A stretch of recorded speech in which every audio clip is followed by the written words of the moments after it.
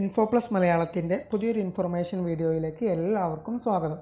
Kerala PSC ഈ വർഷം നടത്തിയ ഡിഗ്രി ലെവൽ പ്രിലിമിനറിയുടെ രണ്ടാം ഘട്ട പരീക്ഷയുടെ ഫൈനൽ ആൻസർ കീ ഇന്ന് വൈകുന്നേരത്തോടു കൂടി പുറത്തുവിട്ടിരിക്കുകയാണ്.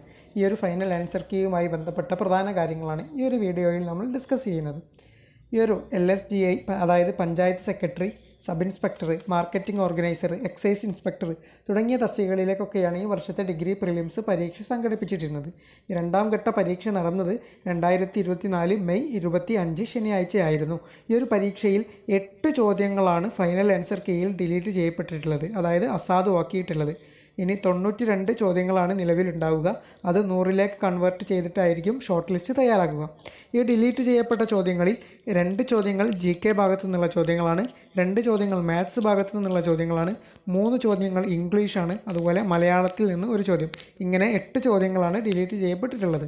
ഇതിനോടകം തന്നെ ഒന്നാം ഘട്ട പരീക്ഷയുടെ, അതായത് മെയ് 11 നടന്ന പരീക്ഷയുടെ final answer key Kerala PSC 2 ദിവസം മുന്നേ പുറത്തുവിട്ടിരുന്നു. അതിൽ 7 ചോദ്യങ്ങളാണ് ഡിലീറ്റ് ചെയ്യപ്പെട്ടിട്ടുണ്ടായിരുന്നത്.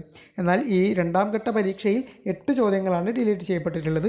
ഡിലീറ്റ് ചെയ്യപ്പെട്ട ചോദ്യങ്ങൾ ഏതൊക്കെയാണെന്ന് നമുക്ക് സ്ക്രീനിൽ കാണാം.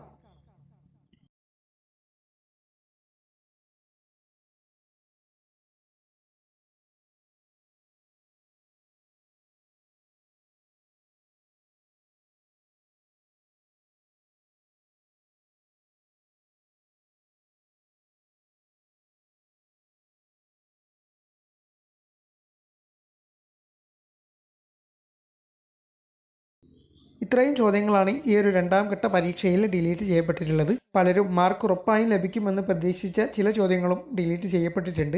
ചില ചോദ്യങ്ങൾ എന്തിനാണ് ഡിലീറ്റ് ആയത് എന്ന് പോലും മനസ്സിലാവുന്നില്ല. ഇത്രയും പ്രധാനപ്പെട്ട ഒരു പരീക്ഷയായിരുന്നിട്ട് പോലും ഒരു 100 ചോദ്യം കൃത്യമായ ഉത്തരമില്ലാതെ ഇടാൻ PSCക്ക് പറ്റുന്നില്ല എന്ന് പറയുന്നത് വളരെ കഷ്ടം തന്നെയാണ്.